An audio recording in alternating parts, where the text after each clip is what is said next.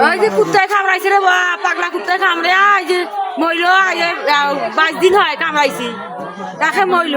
আগে মইল এও নাই কামাইয়ে নাই মাসি ভাই কাম করে খাসিল বেডি এখন আছে পড়া আই পরীক্ষা মেট্রিক পরীক্ষা দিয়ে নাইছি গরিব মানুষ মাসি ভাই কাম করে খাবে বেডি কোনা পড়াইছি আজ নিয়ে মইল বা কুকুরে কামড়াইছে গরিব মানুষ কিচ্ছু নাই কালকে সারা বাড়ি তোলা আছি চাউল টাল চারটে বাঁচি বলে আজকে গাই বান্ধায় নিয়ে গেল হয় সেই জায়গার মধ্যে এখন তাই মারা গেল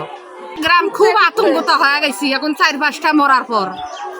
অনেক আতঙ্ক হয়েছে আরো 2 জন সেই গ্রেপ্তার কাবু। এই এলাকার মধ্যে